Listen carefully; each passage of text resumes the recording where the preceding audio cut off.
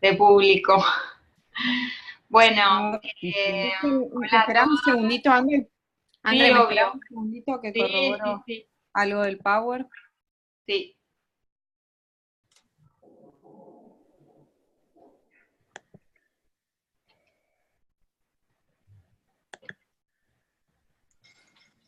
O pudo entrar a Lelí. Genial. Ahí estoy. Bueno, Perfecto. vieron que aprovecho a las últimas dos webconferencias. Tenemos un tema con la primer webconferencia de Andrea Daverio porque coincide el 30 con la movilización por la cuestión docente de la educación pública. Así que, pero todavía no logramos encontrar una fecha alternativa, pero es probable que esa primer webconferencia de Andrea se reprograme. Y el resto, las otras dos que nos quedan, ya, bueno, tienen día y horario. Solo me falta confirmar con Laura Pautasi si es 6:30 o 7 de la tarde. Así que lo tengo que preguntar y ni bien sepa, les digo. Y después, Carlota, hoy le mandé todos los aportes y los comentarios que fueron enviando y bueno, por supuesto me dijo que los iba a leer y iba a enviar una devolución. Heidi también tuvo el envío hoy y recibió los 3 aportes que hubieron hasta hoy, así que bueno, ahí estamos. Y lo Sí, otro sí, bien importante es que a más tardar el lunes ya vamos a compartir con Andrea Daverio la consigna del trabajo final. Así ya tenemos tiempo desde las dos materias de este último bimestre, tanto ella como yo, ir apoyando la selección del tema y la elaboración y el apoyo que necesiten. Así tratamos de llegar lo mejor posible con los tiempos. Mientras tanto, les pedimos para los casos que deben trabajos y que por favor tengan en cuenta los plazos que les fue avisando Marcela para liberarse del peso de los trabajos o de las mensuales de la participación y ya poder ponerse de lleno con el trabajo. Así que, bueno, ese es un poco el estado de situación. No sé, Marce, si se me escapa algo. No, perfecto. Que hubo hoy más participaciones este fin de fue largo en relación a la unidad de Carlota, así que Sí, hubo un montón, sí, sí, sí, así que estuvo bueno. sí, totalmente. Así que bueno, Heidi, ¿estás para empezar? sí, sí, ya estoy. Genial. Está todo bien. Bueno, buenísimo. Bueno, primero agradecerte que estés acá con nosotras. Y bueno, es muy importante porque el INAM, el Instituto Nacional de las Mujeres, es una de las dos instituciones que cocertifican la especialización, así que fue una demostración de confianza y de apoyo al proyecto, bueno, que agradecemos un montón. Y bueno, a principios de la especialización contamos con la participación de Luz Patricia Mejía de OEA, y bueno, y ahora hacia el final contamos, bueno, con la tuya, que Heidi es abogada, es directora nacional del Instituto Nacional de las Mujeres, de la Dirección Nacional de Asistencia Técnica, encargada un poco de la transversalización de la perspectiva de género y también a cargo del Observatorio de la Violencia contra las Mujeres, cuya coordinadora ustedes ya tuvieron como docente, que fue Adriana Vicente, que bueno, acaban de cerrar la materia de registro el bimestre anterior. Así que, bueno, mientras yo trabajé ahí también Heidi fue mi directora y bueno, nada, eso, creo que es una súper oportunidad porque en un montón de aspectos fuimos como trabajando, reflexionando sobre las políticas del instituto y bueno, está buenísimo poder tenerte acá, escucharte y abrir el diálogo. Así que cuando quieras. Bueno, muchísimas gracias, Andre, por la presentación. Es para mí un placer poder participar de esta instancia y que el Instituto también, como organismo rector de las políticas públicas encargados de la materia por la 26485, también poder estar y participar de este tipo de espacios académicos, para dar a conocer cuáles son las líneas del instituto, las distintas acciones y también enriquecernos, ¿no? Porque estos espacios al fin y al cabo hacen de feedback para el intercambio y son muy ricos y muy importantes para nosotras, y desde ya que celebramos la existencia de esta diplomatura, ¿no? Sabemos que no son numerosos los espacios en que se enseña sobre este tipo de cuestiones, así que celebramos y bueno, seguiremos apoyando futuras iniciativas. Voy a compartir si ya la presentación sobre políticas públicas en violencia contra las mujeres. Como les decía, conforme sabemos a la 26485, y ustedes por lo que vi fueron teniendo ya distintas materias en la temática a esta altura, así que la habrán visto por demás. La misma establece al Instituto Nacional de las Mujeres como organismo rector de las políticas públicas en esta materia. Ahora, en su momento lo que decía la 26485 hablaba de Consejo Nacional de las Mujeres, ¿no es cierto?, que es el que reemplazó ahora el Instituto Nacional de las Mujeres gracias a una celebrada... Ay, esperen que voy a abrir... Ahí está. Gracias a una celebrada jerarquización del organismo que se dio en el marco de los 25 años que se cumplían ya de existencia del Consejo Nacional de las Mujeres, ya que, como saben, es previo a la 26485, ya que era el organismo rector de las políticas de igualdad, que fue hecho en su momento para cumplir con obligación de marcos internacionales, como lo es CEDAW. Y entonces después sumó a su accionar específico con la 26485 en 2009 las acciones que tienen que ver específicamente con la erradicación de la violencia contra las mujeres, la prevención y su asistencia. ¿Por qué remarcamos esto? Porque desde ya que es importante que se asuma como política pública de Estado. Yo aquí tomo una frase dicha por el presidente en un marco tan importante como es la Asamblea General de Naciones Unidas, y qué importante que se haga referencia específicamente a este tipo de políticas, que sabemos que durante mucho tiempo no son las más visibilizadas, no son las que tenían más fuerza dentro, y es lo que pasa de la misma manera, ¿no?, a lo largo de los años y en distintos países podemos observar lo mismo, que parecían cuestiones que no eran tan importantes. Bueno, gracias al movimiento de mujeres, la injerencia que empiezan a hacer los mismos dentro de las agendas públicas, por suerte cada día más y más esto pasa a formar parte de la agenda pública como plan y objetivo de gobierno. En concreto, las políticas que garantizan la participación de las mujeres y la igualdad de oportunidades y liderazgo en todos los niveles de toma de decisión está incluido dentro de las 100 políticas que fueron marcadas como prioridades de gobierno al comienzo de la gestión, así que desde ya eso es un hito también para celebrar que expresamente se haya hecho referencia al Plan Nacional de Acción para la Prevención, Asistencia y Erradicación de la Violencia contra las Mujeres, y que se le haya desde ya otorgado un presupuesto particular. Cuando veía que empezaron a contestar las preguntas, la pregunta en realidad que había hecho en cuanto a las políticas públicas de prevención de violencia, me preguntaba si alguna iba a ir por ahí, ¿no? ¿Qué se necesita? Bueno, presupuesto, es uno de los temas esenciales. Me acordaba también de un artículo de Mariana Carabajal en Página que hablaba de las 3 P's necesarias para las políticas públicas de violencia contra las mujeres, y las 3 P's eran presupuesto, presupuesto, presupuesto, ¿no?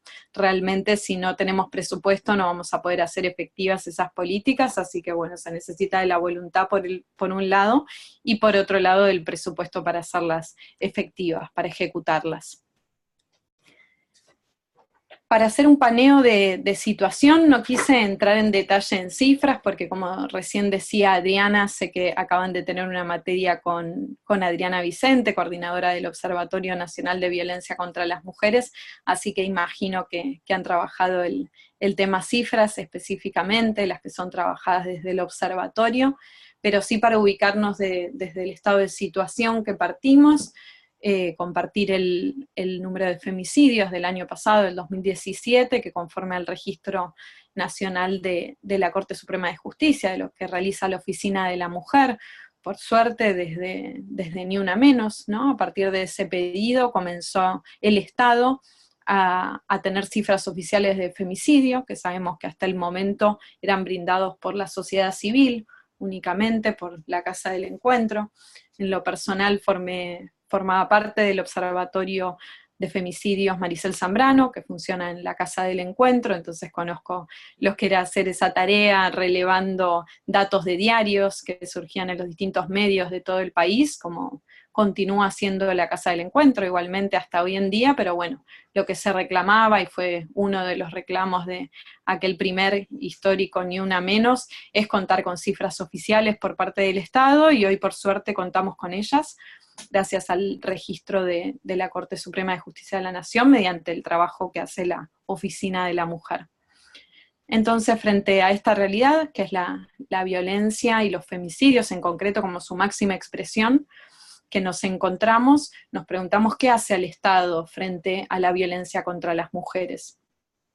Entonces, la ley 26485 que mencionábamos recién, establece que en su momento Consejo Nacional de las Mujeres, actual instituto, es el organismo rector encargado de estas políticas, y entre las facultades y obligaciones que establece para este organismo, encontramos el elaborar, implementar y monitorear un plan nacional de acción para la prevención, asistencia y erradicación de la violencia contra las mujeres. Entonces sabemos, y así lo establece la ley, la gran ley que tenemos, la 26485, que un plan de acción es esencial para comenzar a hablar de estas políticas, ¿no? Porque necesitamos de un instrumento que recopile las acciones y organice dentro de las acciones en todos los niveles del Estado, para que realmente el derecho a una vida libre de violencias de todas las mujeres sea una realidad. Y se establezca un plan para de qué manera se va a apuntar a estas acciones. Este Plan Nacional de Acción, como habrán visto, tiene una vigencia que va desde 2017 a 2019, hay planes que tienen menor extensión, hay otros que tienen mayor, eso va variando según lo que se establezca. La realidad es que este, como primer plan, nos planteamos que fuera hecho de esta manera para también tener una primera experiencia, poder tener el monitoreo de ese plan, y a partir de esa experiencia poder comenzar como un nuevo plan de acción en 2019, teniendo las lecciones ya aprendidas del mismo, y sobre todo lo que es la articulación institucional, ya que como habrán visto no son políticas a ejecutar nada más por el Instituto Nacional de las Mujeres, sino por más de 50 organismos del Estado, y bueno, esa es una tarea de lo más, sí, a veces desafiante, ¿no? El poder articularse entre tantos sectores. Esta es la estructura con la que cuenta el Plan Nacional de Acción. Sobre estas líneas algunas de ustedes mencionaban cuando dieron respuesta a la pregunta sobre lo esencial de las políticas públicas en esta materia, y hablaban de, bueno, que por un lado tenían que existir políticas de prevención, por otro lado políticas de atención, y así está establecido como estructura el plan, con estos dos ejes principales de acción, que son el eje de prevención y el eje de atención, y con otros tres ejes que son ejes transversales, los que vemos ahí, de formación, fortalecimiento institucional y monitoreo y evaluación.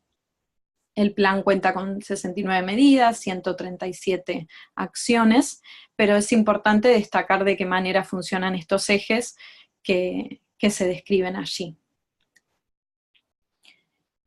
El plan tiene ciertos principios rectores que son así descritos, como la multi y la interdisciplinariedad.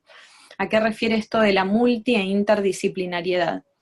De multidisciplina nos referimos a que más allá de la formación de los profesionales que intervienen en las situaciones de violencia, estos deben contar con formación en perspectiva de género y en el resto de las disciplinas, ¿no? Que realmente puedan brindar una atención integral que también está entre los principios rectores del plan.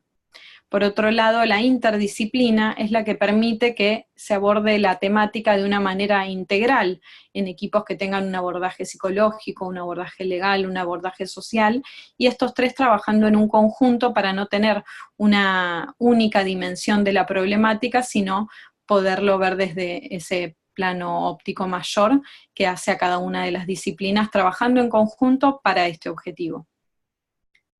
Por otro lado, el plan tiene como principio rector también la intersectorialidad e interinstitucionalidad, que refiere a lo que comentaba recién también, que el organismo rector es el Instituto Nacional de las Mujeres, pero lo hace en conjunto tanto con otras instituciones y organismos como otros sectores, y es de la manera que debemos trabajar para esto, ¿no? La ministra Carolina Stanley, cuando habla de esto, siempre lo menciona, ¿no? No podemos solos desde un sector, sino que realmente para poner fin a la violencia contra las mujeres lo tiene que hacer toda la sociedad unida. Entonces, en ese sentido, el plan funciona como herramienta para organizar esas distintas voluntades y ver de qué manera se van a articular. Por otro lado, la territorialidad y el federalismo. La territorialidad implica que las políticas tienen que tener su forma también de trabajar en cada sector, que deben ser aplicadas no solo por un organismo nacional, sino que también deben poderse, como se dice coloquialmente, bajar al territorio para realmente llegar a esas mujeres.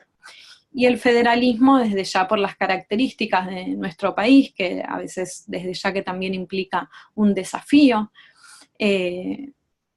poder lograr dentro de un país federal que se implementen las políticas con la misma homogeneidad, ¿no? Esto es lo que busca el plan y por eso se lo plantea, para que no haya diferencias entre los derechos a los que acceden las mujeres de Tolwyn y las de las Quiaca. Lo que se busca es lograr eso. Es interesante el marco conceptual que está contenido dentro del plan. Nos planteamos que esto era fundamental, dado que, como decía yo en el comienzo, ¿no? Este tipo de temáticas sabemos que no siempre son conocidas por todas y todos, y dentro quizá del mal llamado nicho en el que nos movemos, empezamos a usar cierto vocabulario asumiendo que el resto sabe de qué se trata, pero era necesario establecerlo para que fuera un instrumento que pueda ser entendido por todas y todos. Desde ya no buscamos que solamente un sector pueda entenderlo, sino que realmente se entienda de qué hablamos, por ejemplo, cuando hablamos de perspectiva de género, ¿no? Y acá está esta definición como cosmovisión desde la cual mirar e interpretar el mundo, que nos permite problematizar cómo la asignación rígida de estereotipos a una identidad de género determinada, varón, mujer, puede constreñir los deseos e imponer límites al desarrollo pleno de cada persona.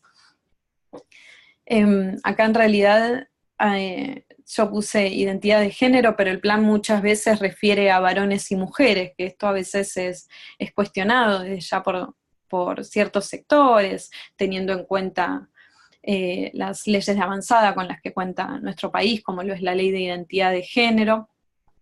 Pero bueno, lo que nosotras aclaramos en un sentido, desde ya que la diversidad está implementada dentro de todas nuestras políticas, está presente y en el plan mismo, pero sí necesariamente no podemos pasar a invisibilizar a la relación desigual de poder que existe entre varones y mujeres, que no solo existe entre varones y mujeres, sino después cuando alguien no se identifica con ninguno de los dos géneros, lógico que también encuentra mucho más dificultades a la hora de desarrollarse en la sociedad.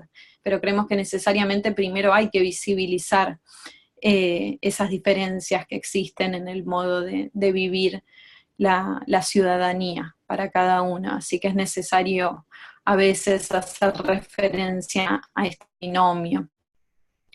Por otro lado, introdujimos este importante concepto de la transversalización de la perspectiva de género, de la que tanto hablamos. No a todo el mundo le gusta el concepto de transversalidad, ¿no? Que viene del inglés del mainstreaming, y lo describimos como este proceso de valorar las implicaciones que tiene para hombres y mujeres cualquier acción, ¿no? Ya sea una política, una legislación, aplicar en cualquier organismo. Realmente es algo que va más allá de las políticas públicas en sí.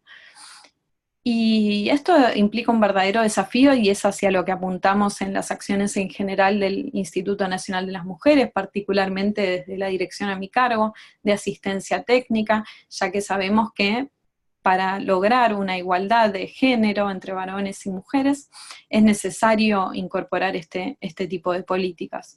¿Cómo lo llevamos a cabo? Muchas veces iniciamos este proceso con un plan de acción para cada organismo al que asistimos, al que acompañamos, ya sea dentro del Estado nacional, provincial o municipal, o distintos actores de la sociedad civil, mismo empresas privadas que vienen a solicitarnos asistencia, y nuestra asistencia va en este sentido, a que tengan un plan de acción propio dentro del organismo para lograr una acción verdadera de transversalidad de género, que se debe comenzar siempre sensibilizando en la temática, porque si no sabemos de qué estamos hablando cuando hablamos de perspectiva de género, si no sabemos cuál es la realidad de varones y mujeres en una sociedad y cómo experimentan, viven y transitan de una manera diferente por el simple hecho de su pertenencia a un determinado sexo o por la vivencia de su género, aunque este no coincida, lógico que si no tenemos en cuenta esas desigualdades, no vamos a poder proponer acciones para lograr la equidad.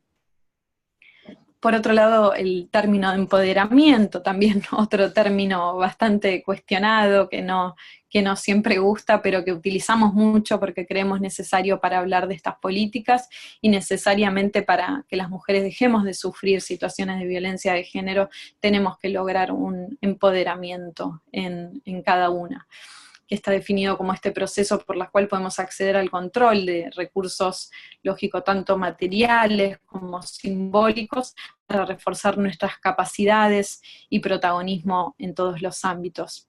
Marcela Lagarde hace mucha referencia al empoderamiento, hablando que sin él va a ser imposible que las mujeres dejemos de estar en un estado de sumisión, sino que debemos realmente pasar a ser verdaderas protagonistas. Y de eso se trata, y en pos de eso debemos trabajar para la erradicación de la violencia contra las mujeres. Por otro lado, en cuanto a la prevención, es interesante que ahí detallamos también la distinción entre acciones de prevención primaria, que tienen que ver con el trabajar con la sociedad en su conjunto, que quizás es el término que utilizamos más coloquialmente, o lo que imaginamos cuando hablamos de prevención, a implementar estrategias que en particular para este objetivo tienen que ver con desnaturalizar las relaciones de poder propias de una sociedad patriarcal, reduciendo las posibilidades de aparición de casos de violencia. Pero por otro lado tenemos la prevención que llamamos secundaria, que refiere a la detección precoz para brindar respuestas adecuadas destinadas a evitar su progresión. Dentro de acciones de prevención secundaria podemos identificar, por ejemplo, la existencia de protocolos de actuación para situaciones de violencia de género, ¿no? Dentro de un organismo, contar con una herramienta concreta que nos indique cuál va a ser el procedimiento a seguir cuando una mujer quiere expresar o se encuentra en una situación de violencia, ya sea en el ámbito laboral o doméstico, y quiere acceder realmente a algún tipo de recurso frente a esta situación para poder hacer frente al problema. Eso, el tener ya un procedimiento establecido dentro de la institución, el establecer responsabilidades y el evitar sobre todo la revictimización frente a la situación que vamos a tener enfrente, evitar que la mujer tenga que reiteradas veces contar esta situación, va a permitir que no se vuelva que no vuelvan a ocurrir estos episodios. Lógico que puede ser a distintas instancias, también puede ser en una línea ya más de prevención terciaria, que implica trabajar directamente con la mujer que ya se encuentra en una situación de violencia. Frente a esto podríamos hablar de la línea 144, la que brinda, ustedes saben, asesoramiento, contención, información a mujeres que están en situación de violencia o familiares cercanos a ella, gente conocida o alguna institución a la que se presente una mujer en situación de violencia.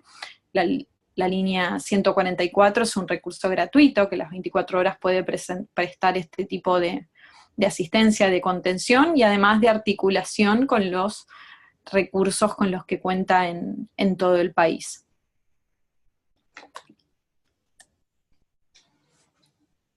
Por otro lado, y entrando más en detalle en las políticas específicas a las que refiere el plan, no quería dejar de mencionarles los hogares de protección integral, ¿no? Estos lugares de asistencia y protección y seguridad, como los describe la Ley 26.485 cuando habla de los mismos.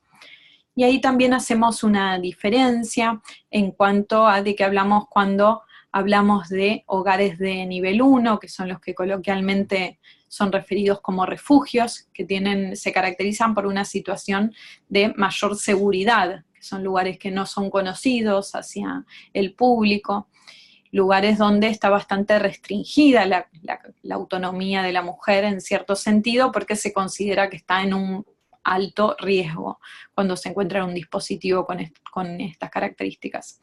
A diferencia de lo que llamamos de nivel 2, que sí pueden ser establecimientos conocidos por la comunidad, la mujer tiene un mayor grado de autonomía para movilizarse.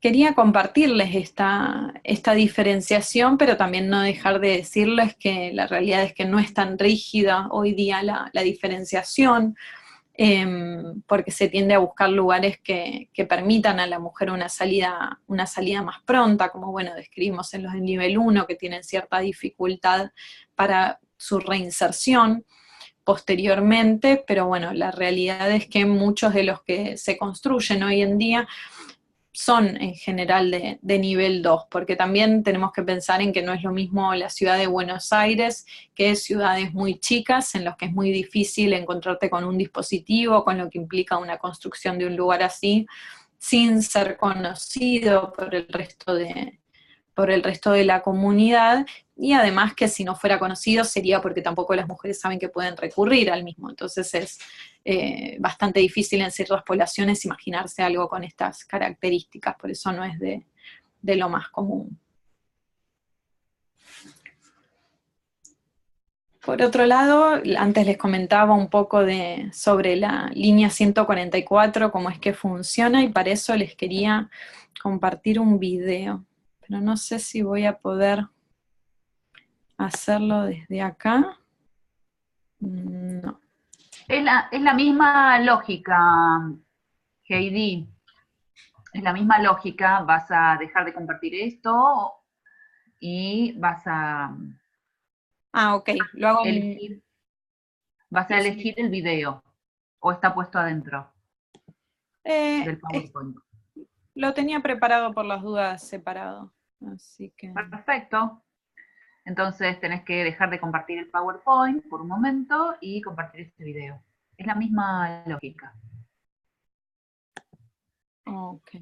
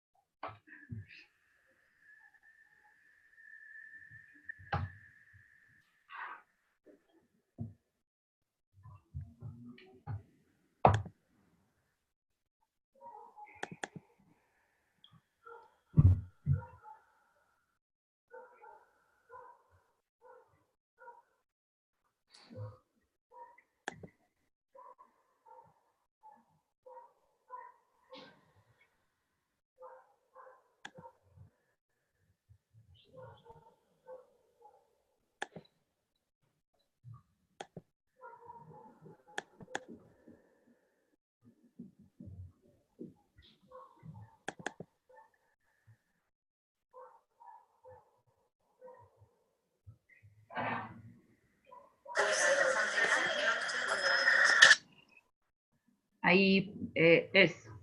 Ahí va. Ahí la ven, ¿no? Línea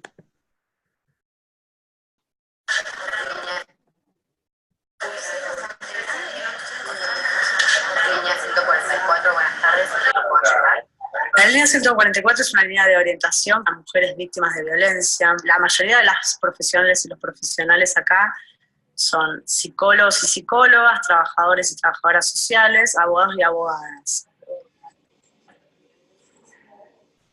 Muchas mujeres quieren ser acompañadas y necesitan por ahí eso, escuchar a alguien del otro lado que le está diciendo vos podés. Les puedo sugerir que nos llamen, las podemos asesorar, que les podemos explicar que se puede vivir de otra manera. Entonces esas cosas podemos transformarlas.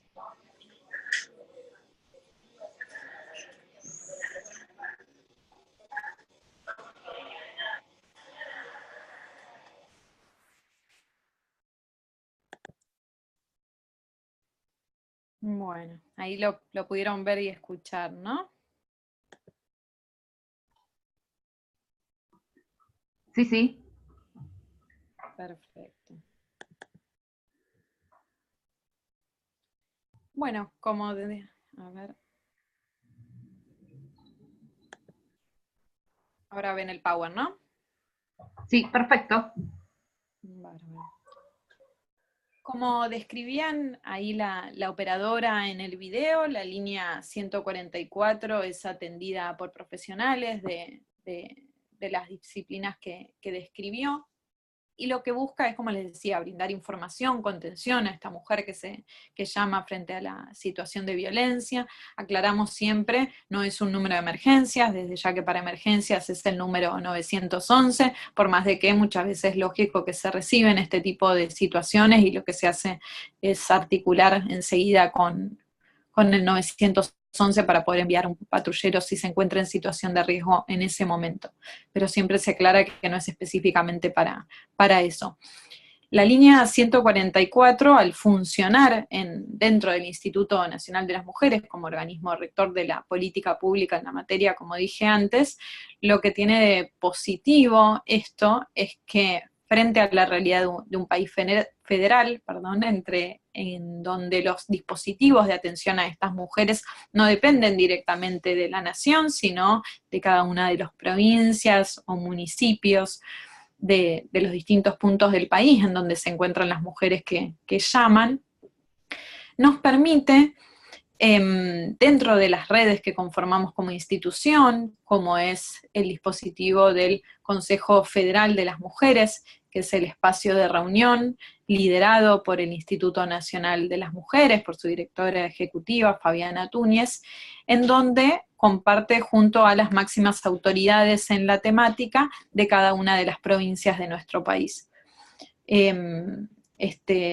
Este Consejo Federal de las Mujeres permite tener una relación fluida entre las que son llamadas consejeras federales y el instituto para establecer justamente la forma de federalizar estas políticas. Y eso nos permite que con la línea 144 tenemos un constante feedback, un constante mapeo de cómo funcionan los recursos en el territorio de todo el país. Entonces, ¿cómo se realiza este trabajo? Ay, no sé qué le pasó, que quedó así esa filmina, la ven con negro, ¿no? Bueno, igual era para mostrarles algunas cifras de la línea. Ya vuelvo a esta primero. Esta que refiere a los recursos, que es lo que les quería comentar, porque cómo funciona la línea con estos casi 7.000 recursos con los que cuenta de distintos niveles de atención y para distintas cuestiones, ya sea cuestiones legales o psicológicas o sociales sobre las que consulta la mujer. Y el tener en la línea la recepción de estos casos nos permite esto. Si vemos que hay un dispositivo que no está funcionando bien, tenemos el contacto, tenemos la forma de reportarlo para poder contactarnos con la máxima autoridad de la provincia y ver qué está pasando con este dispositivo. Esa tarea es realizada por un equipo específico dentro de la línea 144, que es el área que denominamos de recursos.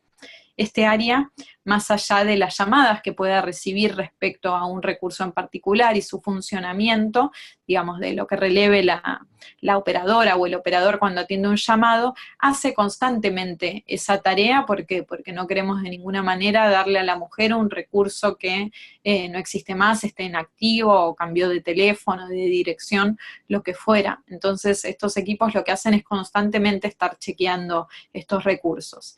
Y ahí en el cuadro que les presento hay algunas cifras que refieren al relevamiento de recursos dentro del primer semestre. Por otro lado, dentro de la línea 144, más allá de las operadoras y operadoras que atienden, nos referimos a seguimientos de los casos. ¿Y qué son los seguimientos? Más allá del equipo de atención, hay un equipo que se encarga específicamente del seguimiento.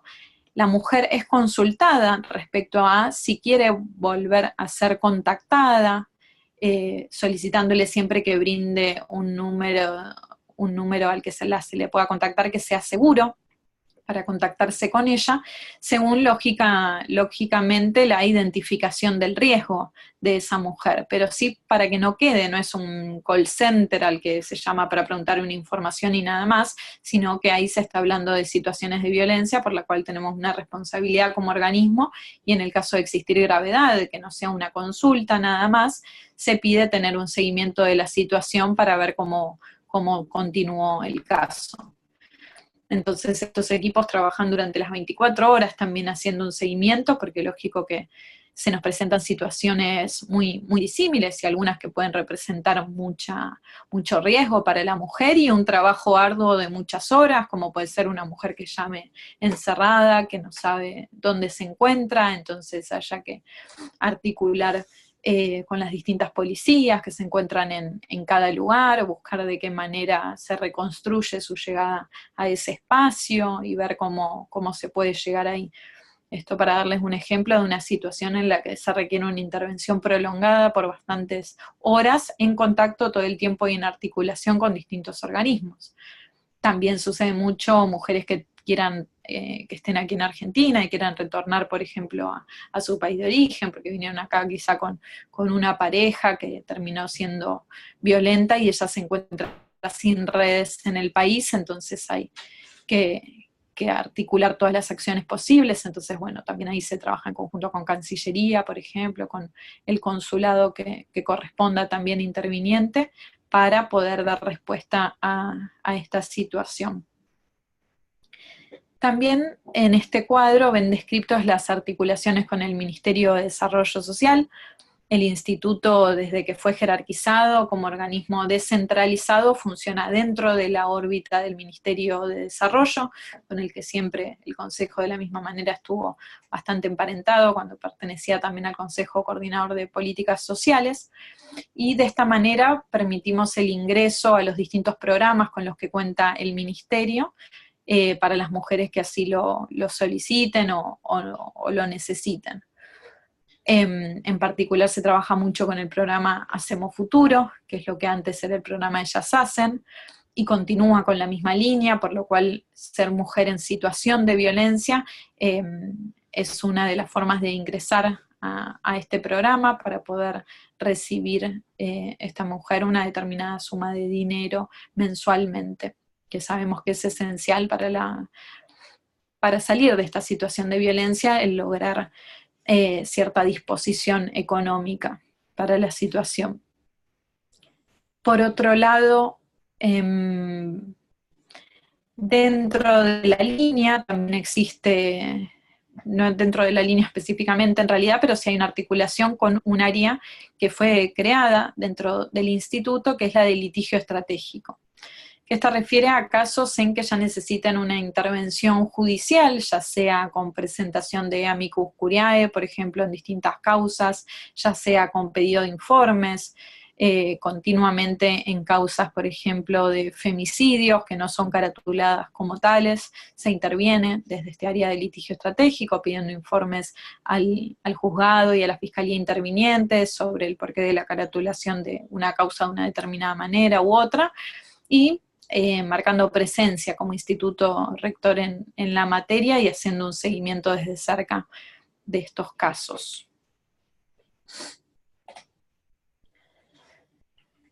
Por otro lado,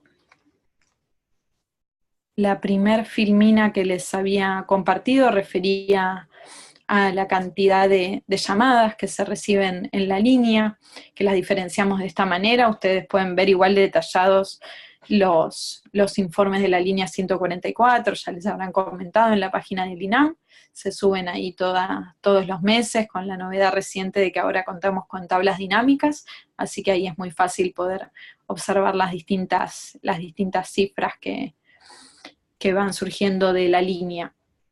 Aquí están las distintas tipificaciones de las llamadas, como primera intervención, intervención posterior, es decir, mujeres que se vuelven a comunicar o que se las comunica desde este área que les comentaba de seguimiento. También hay consultas que son tipificadas así, cuando no tiene que ver específicamente con un caso al que dar seguimiento, sino que simplemente se pidió cierta información. Pero aproximadamente la línea recibe más de 1000 llamadas por día, así que es bastante lo que se atiende entre lo que es la línea de Nación, Provincia de Buenos Aires y Ciudad de Buenos Aires, que estas dos subsedes, Provincia de Buenos Aires y Ciudad de Buenos Aires, fueron abiertas una hace un año y otra hace 2 años para justamente ampliar la capacidad de atención y poder así atender a más mujeres y disminuir el tiempo de espera de la línea. Por otro lado, como otra política, quería comentarles la experiencia de la mesa de familiares de víctimas de femicidio, que fue iniciada por esta gestión como una forma de dar acompañamiento a los familiares justamente de las mujeres que fueron víctimas de femicidio y poder en conjunto con ellas y ellos escuchar sus voces para exigir determinadas políticas y escuchar sus vivencias frente a lo que pasaron, más allá de la pérdida de su familiar o seres queridos, sino en lo que tuvo que ver a las instituciones y cuáles creen ellas o creyeron ellos que podría haber hecho más fácil todos esos momentos o serviría como una recomendación para quienes estén en un futuro en esa situación. Quería compartirles también un video que han realizado quienes forman parte de la mesa. Desde el instituto se prestó el equipo de comunicación para poder realizarlo, pero fueron ellas y ellos los que quisieron transmitir este mensaje. A ver.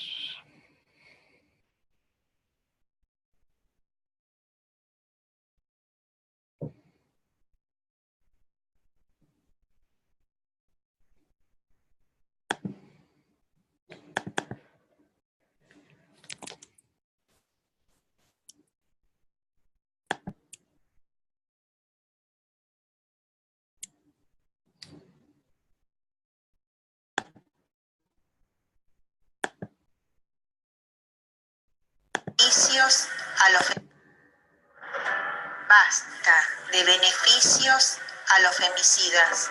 No más femicidas sueltos.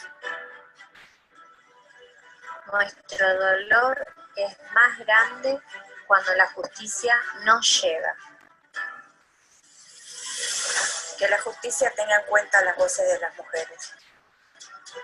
Pedimos justicia por las niñas y niños y adolescentes que no tienen más a sus madres. A juezas y a jueces le decimos, no queremos establecer el vínculo con el femicidio. Basta de fiscales que digan que las mujeres mueren por amor. Queremos un poder judicial libre de machismo. Que no pierdan a sus padres por femicidio. La justicia calla sus derechos. Queremos una ley de pérdida de responsabilidad parental para los femicidas. Por nuestras víctimas, memoria, verdad, justicia. Por ellas, ni una más, nunca más.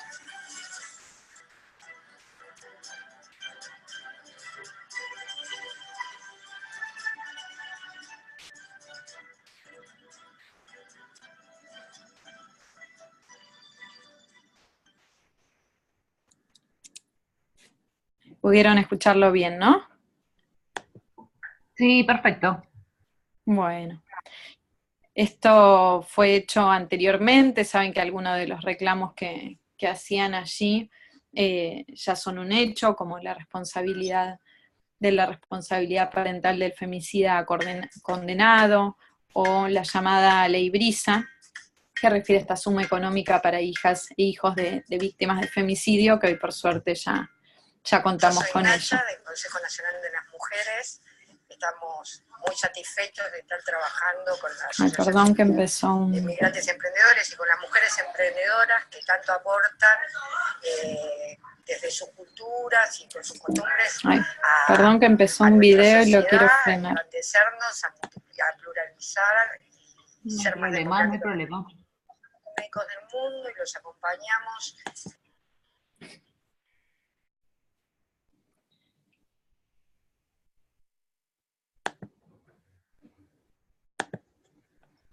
Ahí era del canal del Instituto Nacional de las Mujeres, que bueno, ahí si entran van a ver que también ahí se cuentan sobre los proyectos de fortalecimiento que acompaña el instituto, y eso era lo que había empezado el relato de una colega del equipo que contaba de un fortalecimiento que se hizo con médicos del mundo.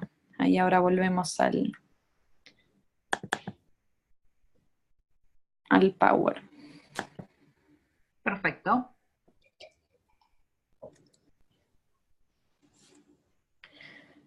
Bueno, por otro lado les quería comentar cómo estamos hoy en el estado de situación en cuanto a la implementación del Plan Nacional de Acción.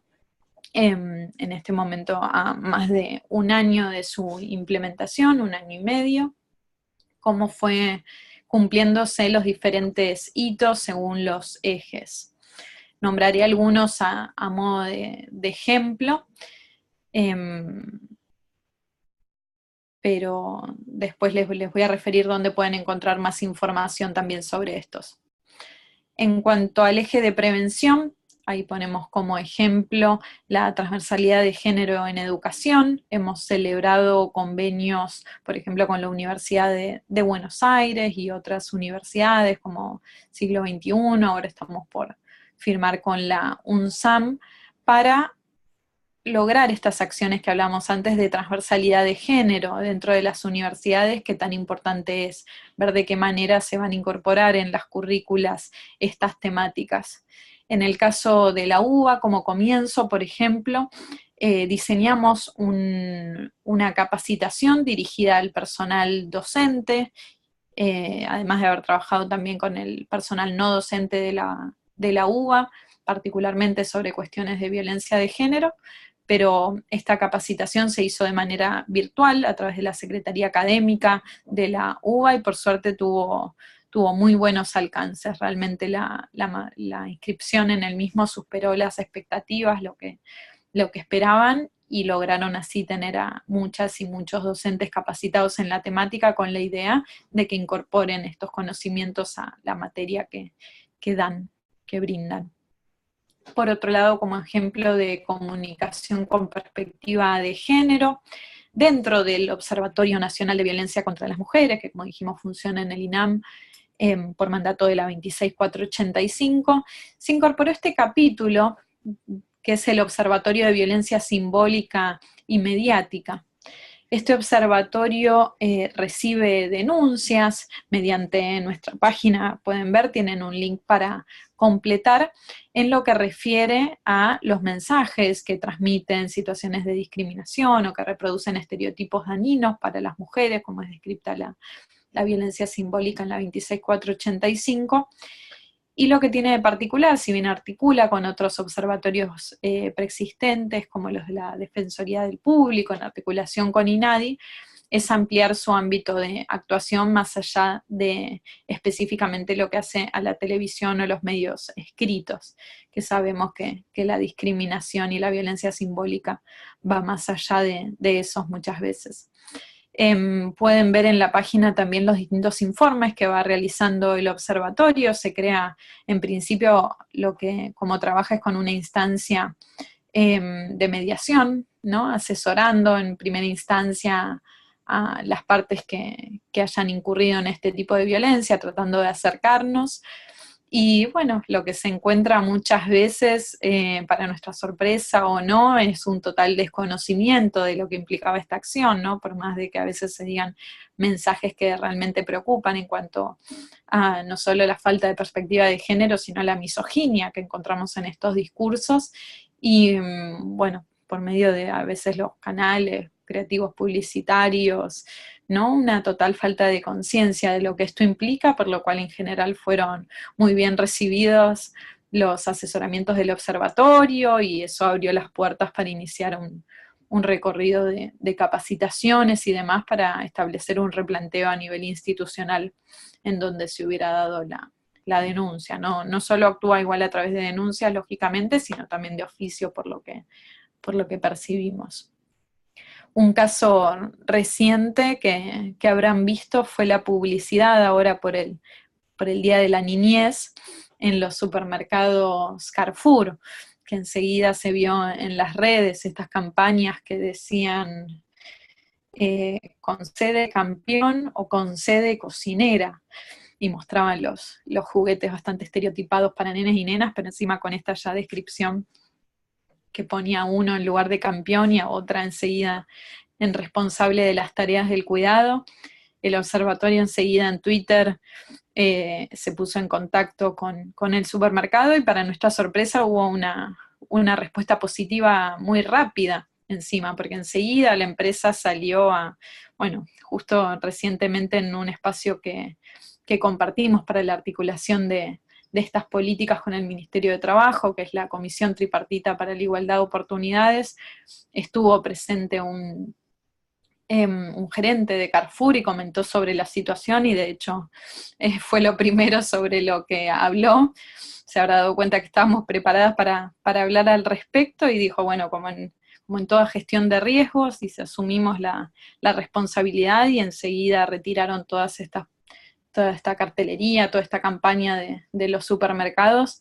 Así que bueno, realmente no le atribuyo solamente al observatorio, porque por suerte en la sociedad hubo en general una condena hacia esa campaña, teniendo en cuenta que es sorpresivo, teniendo en cuenta que hubo muchas campañas similares hasta no hace mucho tiempo, y no hubo semejante alarma frente a eso, así que creo que es una buena señal.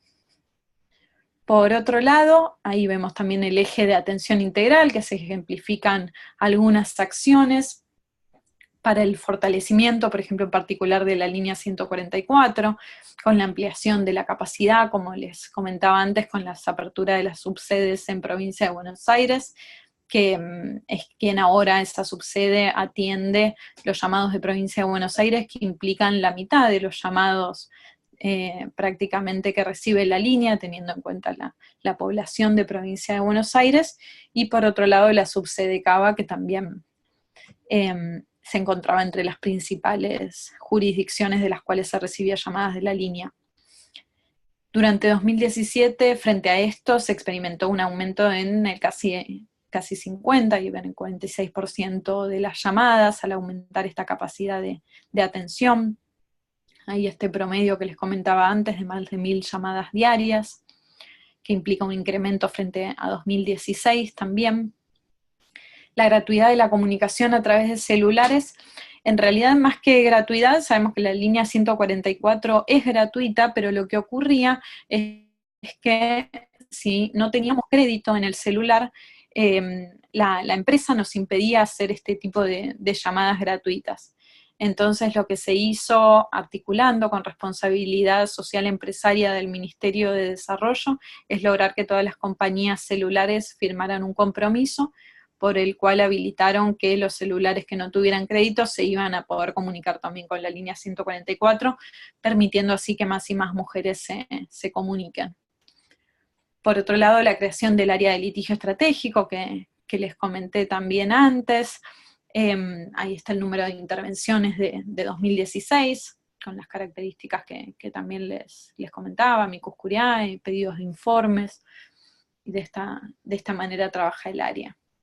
Por otro lado, en cuanto a hogares de protección integral, se finalizaron 6 obras en 2017, provincia de Buenos Aires, San Luis, Mendoza, Corrientes y Neuquén, que se suman a la red de hogares que ya existían, estos 89 hogares previos que no dependen desde ya todos del Instituto Nacional de las Mujeres. Si hay un programa que es para la construcción y refuncionalización de hogares existentes, pero lo que se hizo desde el instituto para identificar estos hogares que nombramos aquí como 89, fue hacer un relevamiento de los dispositivos que se encontraban en el país, tanto a nivel provincial como municipal, o de la sociedad civil, o de organizaciones eclesiásticas que también tienen sus hogares de protección integral. Se hizo este relevamiento y se llegó a este número para proponer la integración de una red nacional de hogares de protección integral, como está propuesto en el plan, que tiene que ver con tener un mecanismo de articulación para la circulación de las mujeres en los distintos hogares, ya que en las distintas localidades no todas pueden contar con un hogar propio, y además así tengan, frente a cada situación de violencia se articulan estrategias diferentes, y hay veces que es necesario o se considera que es lo mejor para esa estrategia, o simplemente se escucha el deseo de la mujer de no querer estar más en esa ciudad, y es importante que en un primer momento pueda acceder a este tipo de dispositivos para refugiarse. Lógicamente, contándolo como última opción, el ingreso a una mujer a un hogar de protección integral, ¿no? Siempre se busca primero articular con sus redes para buscar un espacio en el que esté contenida.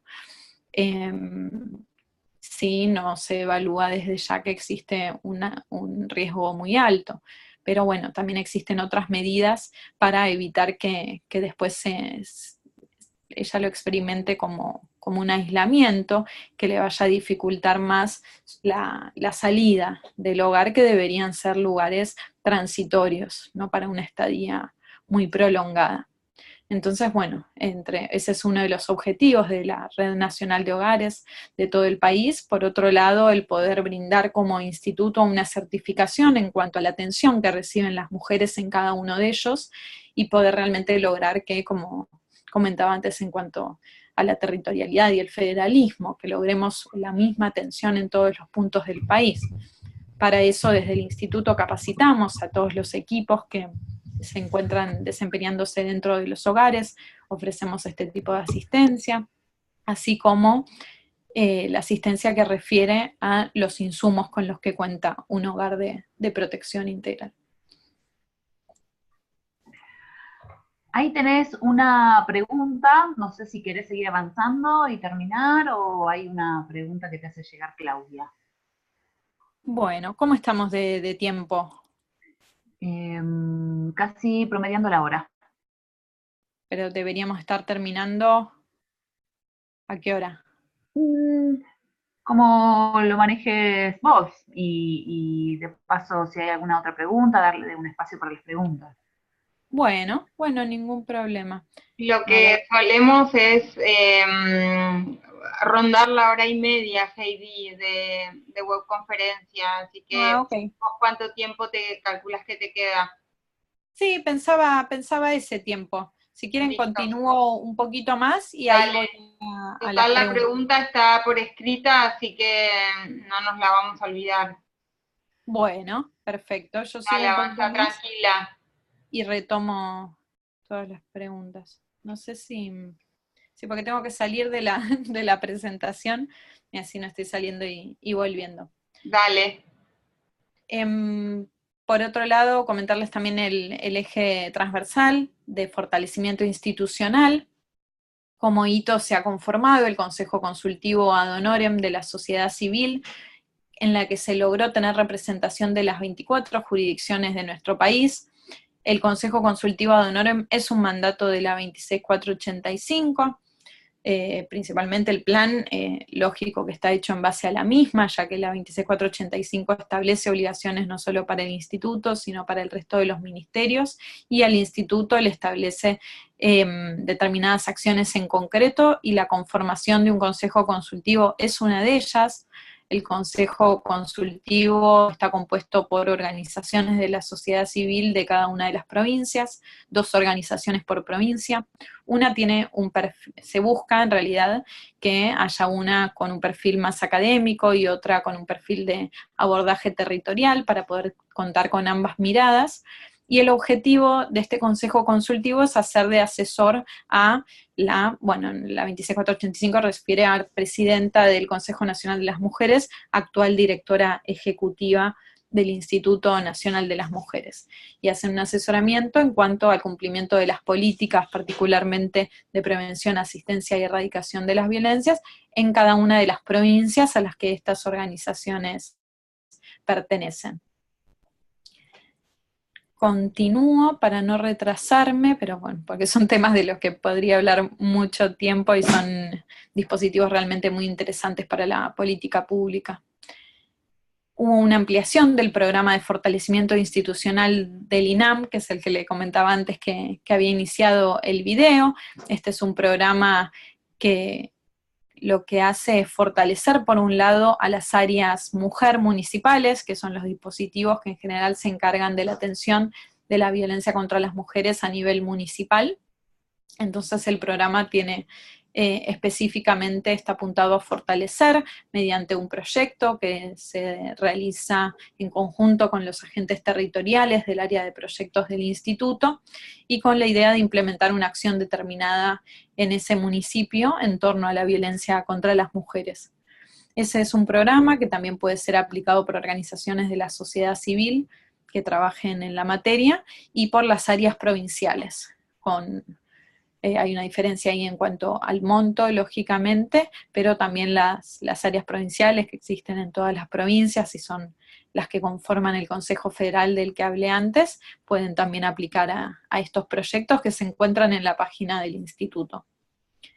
Además, dentro de los programas, lo que encontramos es el programa de Escuelas Populares de Formación en Género, que los van a ver ahí en la línea de formación. Y estas cifras en cuanto a cuánto fue lo que se financió dentro de 2017, está reflejada también en los informes de gestión del instituto que los encuentran en nuestra página. En cuanto a acciones de transversalidad de género, durante el año pasado trabajamos profundamente con el Congreso de la Nación, haciendo capacitaciones específicas para la incorporación de la perspectiva de género en el ámbito legislativo, utilizando una guía que se elaboró en conjunto entre el Consejo Nacional de las Mujeres en ese momento y el Programa de Naciones Unidas para el Desarrollo. Y lo que se hizo fue dar capacitaciones. Acá dice se alcanzó el 70% de los diputados, pero lo tengo que corregir porque el 70% de los despachos del Senado fue en realidad. Los diputados son más y se utilizaron otros mecanismos, pero en el Senado se logró que se establezca como obligatoria la capacitación en género. Lamento decir que no se haya visto reflejada esta formación en debates recientes que hemos visto, pero bueno, debo decir que también gran parte de los capacitados y capacitadas, en el medio tuvimos un recambio del Senado, así que todavía no hicimos el estudio en cuestión a ver de qué porcentaje del Senado actual fue capacitado, pero continuamos de cualquier forma trabajando en esta línea, entendiendo como esencial la incorporación de la perspectiva en este ámbito, y por suerte teniendo buena recepción por parte de las autoridades allí para poderlo implementar. Por otro lado, hay cifras referidas a capacitaciones que se hacen a lo largo y a lo ancho del país, y también en fortalecimiento se hace referencia a este Consejo Federal de las Mujeres que les comenté antes. Algo esencial que también vi que había sido comentado por quienes habían ya dado respuesta a esta consigna, desde ya es el monitoreo y evaluación de la política pública, que esto consta en el plan. Y por otro lado fue asumido como un compromiso dentro del Plan Nacional, el tercer Plan Nacional de Acción de Gobierno Abierto. Este es el Plan de Gobierno Abierto es realmente un buen dispositivo para tener este intercambio con sociedad civil y con la sociedad en general, para que realicen esta tarea de monitoreo de las acciones de política pública, y entonces el instituto asumió este compromiso que implicó que por primera vez dentro de un plan de acción de gobierno abierto hubiera compromisos referidos a la temática de género. De hecho, hay pocas experiencias, por lo que nos comentaron las expertas en la temática alrededor del mundo, de compromisos en la temática de género, ya que, como decía al principio de la conferencia, a veces no, durante mucho tiempo no fue visualizado como algo importante, con la importancia en realidad que requiere dentro de la política pública en general de un país. Y dentro de este plan, por un lado, está el compromiso del monitoreo del plan de acción contra la violencia, y por otro lado se asumió el compromiso de la elaboración de un plan de igualdad de oportunidades y derechos de manera participativa. Ese proceso se inició ya el año pasado, con espacios abiertos para la planificación de este nuevo plan, valga la redundancia, que será presentado para fines de este año, en el que nos encontramos trabajando. El Plan Nacional de Acción contra la Violencia viene a ser un capítulo dentro de esta herramienta de políticas públicas de género mayor, que es el Plan de Igualdad, que realmente es una deuda para nuestro país, ya que todo el resto de los países de la región cuentan con sus planes y nosotras no contábamos con uno, y bueno, nos pareció esencial hacerlo de esta manera, de una manera participativa, convocando a la mayor cantidad de sectores posibles. Hoy mismo, por ejemplo, a la mañana estuvimos trabajando sobre este tema junto a sindicatos, áreas de género de sindicatos, para que también tuvieran su voz y participación en este plan. Eso, bueno, cierro paréntesis del plan de igualdad y vuelvo al monitoreo y evaluación del plan de violencia. Dentro de las acciones que fueron comprometidas en este eje transversal fue el avance hacia una consolidación de un sistema nacional de estadísticas sobre violencia. Y este RUCMUM es el registro único de casos de violencia contra las mujeres. Este registro se realiza principalmente por INDEC, por el Instituto Nacional de Estadísticas, dentro de su área de género, y recopila datos administrativos de violencia contra las mujeres de organismos de todo el país, de los distintos niveles. El Instituto y el INDEC firmaron un convenio hace algunos años ya para el establecimiento de este registro, que tuvo su primera publicación de datos en marzo pasado, así que pueden encontrar la publicación en la página del INDEC, que allí van a encontrar los datos sobre violencia contra las mujeres, y realmente representan una experiencia bastante novedosa e interesante en cuanto a la diversidad de datos que hacen a este registro. Por otro lado, en cuanto al fortalecimiento, allí también se establece la recolección y difusión de datos de la línea, y para esto hubo una ampliación del equipo del Observatorio de Violencia contra las Mujeres para que se pueda realizar este seguimiento, que también realizó un apoyo a esta tarea del INDEC, ya que para aportar datos para este registro único a nivel nacional se necesita contar primero con conocimiento y sistemas que permitan registrar la información, que al encontrarnos con dispositivos tan diversos a lo largo del país no siempre tienen las posibilidades de tenerlo, y el observatorio hace la tarea de fortalecer y realmente acompañar a estos equipos. Por otro lado, allí están los 50 organismos que mencioné al principio, que fueron involucrados en la ejecución de este plan, que también pueden encontrar en el plan que se acompañó. En cuanto al monitoreo que se está haciendo y que puede ser visto en la plataforma de seguimiento del plan de gobierno abierto, hasta el momento 6 ministerios habían identificado partidas presupuestarias, porque este era un pedido de la sociedad civil en esta cooperación que se dio para el monitoreo del plan, y realmente querían que se identifiquen, ¿no? Como hablaba en el principio, esto de presupuesto, que se pudiera identificar cuánto realmente era abocado a políticas de prevención de violencia contra las mujeres, y bueno, descubrimos en este proceso que no era algo fácil, porque a diferencia del instituto, que es un mandato específico, el de violencia, muchos otros organismos tienen estas acciones incluidas dentro de otras estructuras mayores que no siempre tienen identificado particularmente qué porcentaje de su presupuesto están destinados a ellas. Por lo cual, bueno, hubo que hacer una tarea, pero fue un excelente primer paso para que los organismos empiecen a realizarlo de manera más asidua. Por otro lado, en cuanto a la federalización del plan, lo que se hizo fue la tarea de buscar la adhesión por cada uno de los gobiernos provinciales al plan, mediante la firma de un acto acuerdo. En este acto acuerdo, los gobernadores y gobernadoras se comprometían, por un lado, a impulsar acciones para el fortalecimiento de la temática y de las áreas particularmente, y por otro, de abocar el presupuesto necesario para hacer frente a estas políticas también, así como aportar datos para el registro único de casos de violencia contra las mujeres. Y esas que ven ahí son las provincias que han adherido hasta ahora.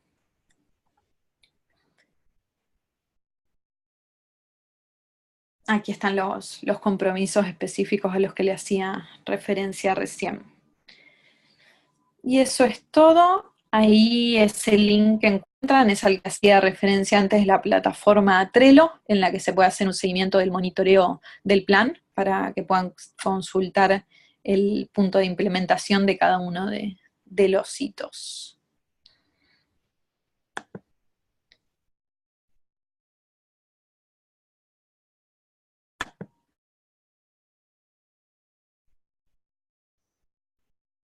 Ahí está. Bueno, ahora podemos ir a las preguntas.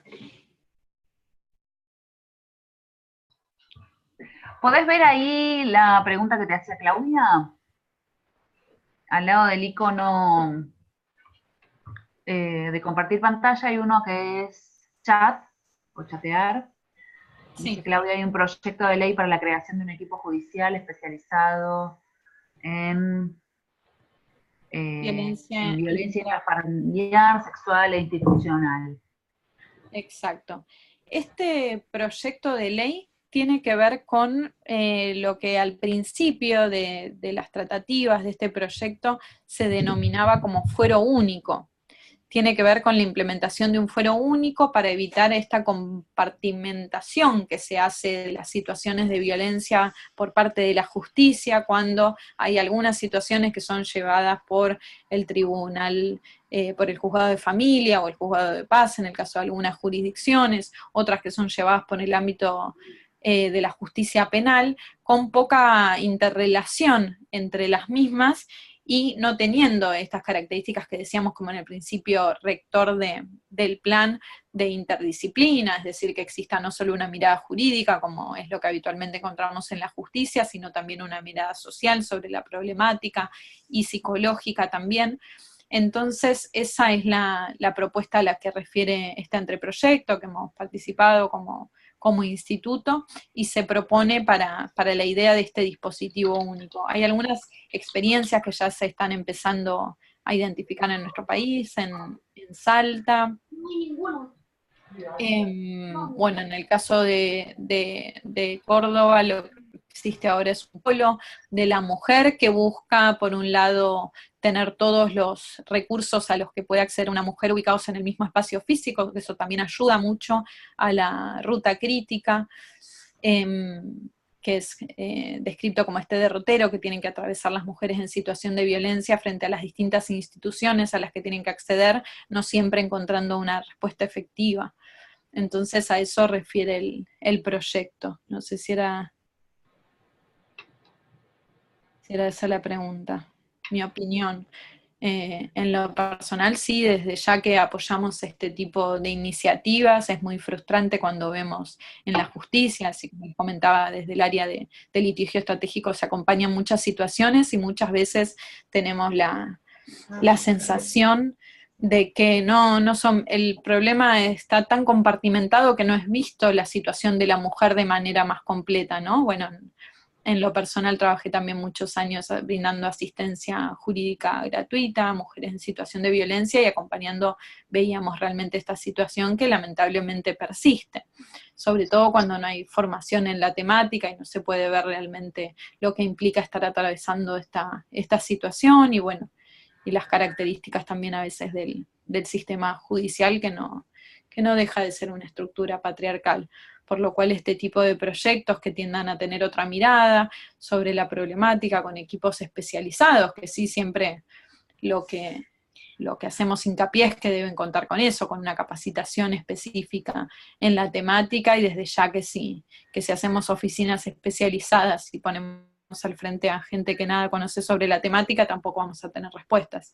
Entonces, bueno, este proyecto de ley realmente ofrece una mirada integral que creemos ayudaría bastante.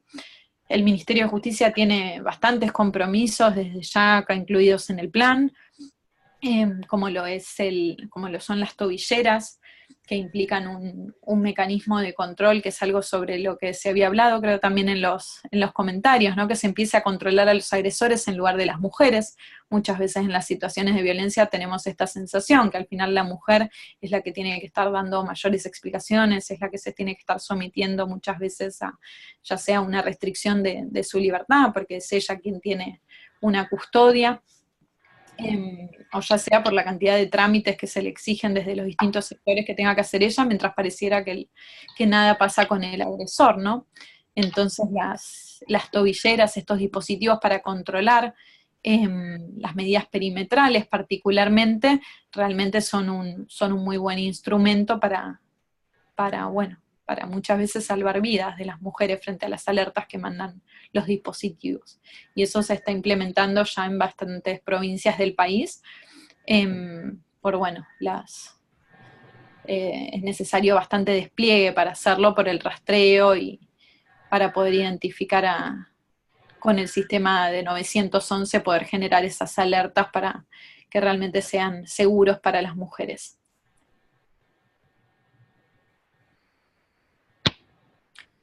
Dice, las tobilleras son bastante invasivas. Claudia, ¿querés plantearlo vos directamente? Habilitar el micrófono, así es más directo el intercambio. Ahí te habilita el micrófono, Claudia. Hola, si podemos... ¿cómo estás? Hola, Claudia, ¿cómo estás? Sí, tuvimos nosotros también casos con tobilleras que las usamos para controlar las medidas restrictivas en realidad, ¿no? Porque no las cumplen muchas veces. Perdón, contame nosotros en dónde... Trabajo en una fiscalía. Ok.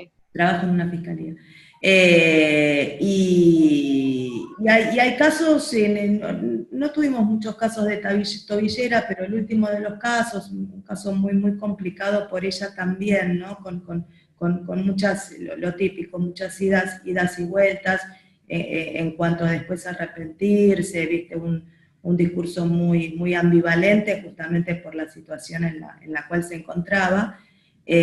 Claro, el tipo se le acercaba todo el tiempo al lugar que ella frecuentaba, que iba a la nocturna, entonces le sonaba todo el tiempo el dispositivo a ella, y desde el centro de monitoreo la estaban llamando todo el tiempo: ¿dónde estás? ¿Estás bien? Te mando un patrullero. Eso también afecta mucho lo que es la cotidiana de las mujeres, en el caso específico de este tipo de incumplidores. Después terminó en prisión preventiva, pero a veces con las tobilleras pasa esto, en mi experiencia al menos. Sí, lógico. Igual, bueno, si terminó en prisión preventiva es porque se consideró realmente que ahí existía una peligrosidad. Así que esos avisos, lógico que interrumpen en la vida del cotidiano de la mujer, pero dentro de las posibilidades que existen, digo, qué bueno que cuando él se acercaba se vio que realmente el dispositivo funcionaba y hubo alguien que se contactó para ver si ella se encontraba bien, ¿no? No, en esto obviamente yo estoy a favor de las tobilleras, el uso de la tecnología para este tipo de casos es bárbaro poder contar con eso. Además funciona también como botón antipánico, con lo cual funciona muchas veces. Nosotros tenemos mucha gente de provincia de Buenos Aires que trabaja o estudia o tiene vida social acá en Ciudad de Buenos Aires, entonces que también esto funciona en provincia es bueno, porque si no el botón no funciona el botón solo en provincia, pero en la tobillera con ambos dispositivos sí funciona en provincia desde de Buenos Aires. De hecho hicimos una detención en línea con el Centro de Monitoreo y la Policía de Guernica gracias al GPS del dispositivo. Eso estuvo bueno. Ganamos el día. Hay veces que no se gana, pero bueno, en otras veces sí. Y sí, hay que recordar también esas, las buenas experiencias, y trabajar con la frustración a veces, que sabemos cómo es esta temática. Pero bueno, qué bueno que vos que te desempeñás en una fiscalía estés participando de este curso, ¿no? Interesada en entender la problemática y formarte en ella.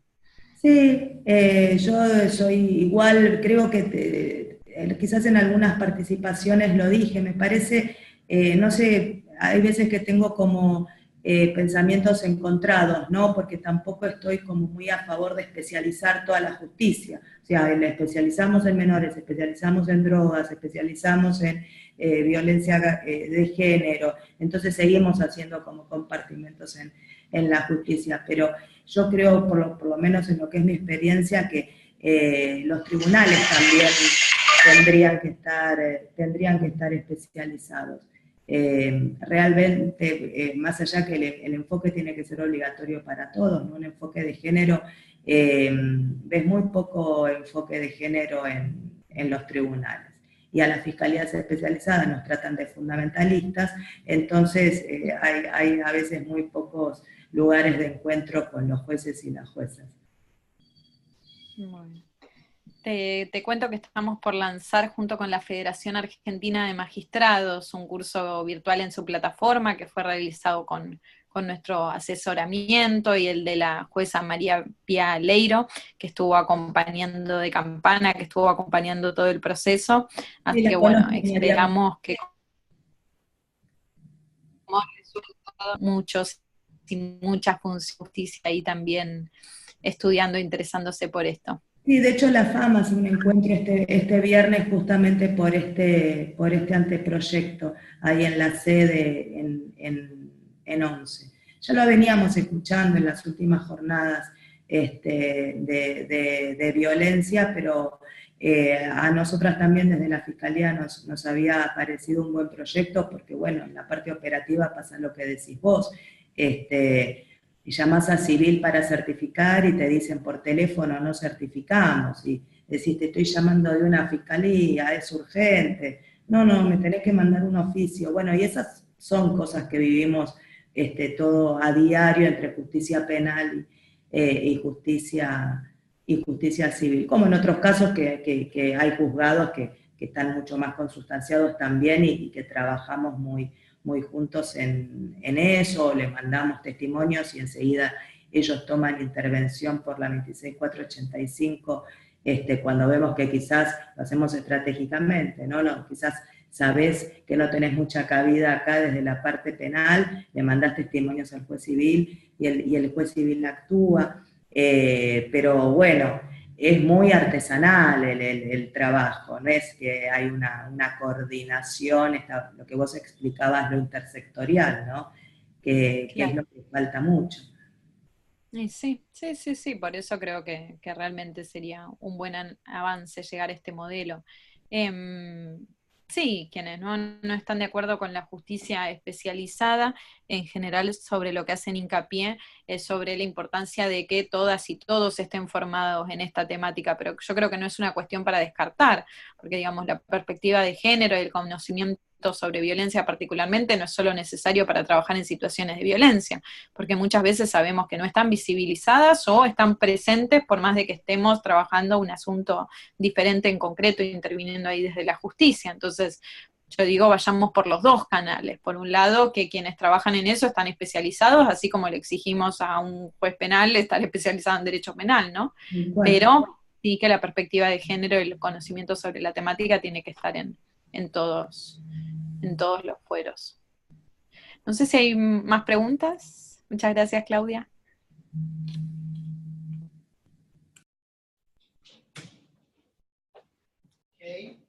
si alguna más tiene una pregunta.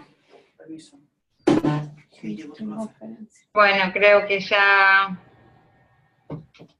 no hay más preguntas, así que, bueno, Heidi, nada, agradecerte un montón, creo que da un panorama súper amplio y a la vez minucioso de las políticas de protección a cargo del INAM y de cómo se viene implementando y de alguna manera monitoreando el plan. Y bueno, nada, ya el año que viene ya 2019, así que me imagino que una de las grandes relevancias del plan es poder sentar una línea de base para luego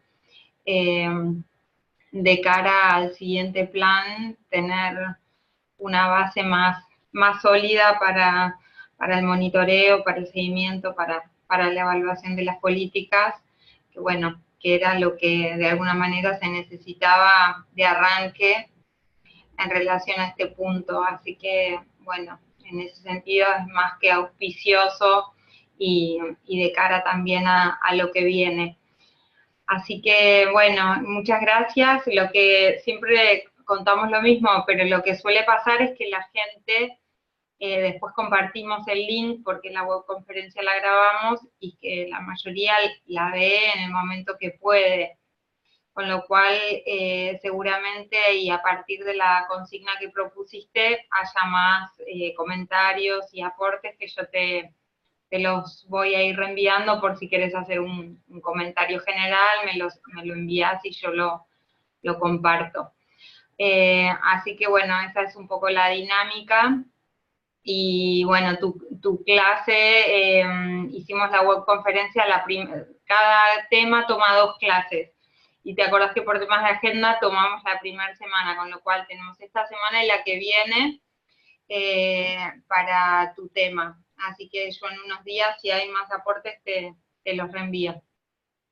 Bueno, buenísimo. Bueno, muchas gracias a las que pudieron participar, que ya es la hora de la cena y andan chicos ahí dando vueltas. Y bueno, ya estamos como en la última etapa, ya casi entrando al último mes. Así que bueno, ha sido mucho el esfuerzo por parte de todas de sostener como la cotidianidad de la especialización, y esta materia con las invitaciones de estas 4 especialistas tiene una dinámica diferente, así que bueno, nada, agradecerles a todas y a Marcela incluida que está ahí firme. Bueno, que descansen, gracias a todas y estamos en contacto. Muchas gracias, Heidi, un lujo. Muchas gracias a ustedes y a disposición para las preguntas que surjan y para continuar con el intercambio durante estos días. ¿Sacaste la foto, Marce? A ver. Siempre hay una fotito de recuerdo. Listo.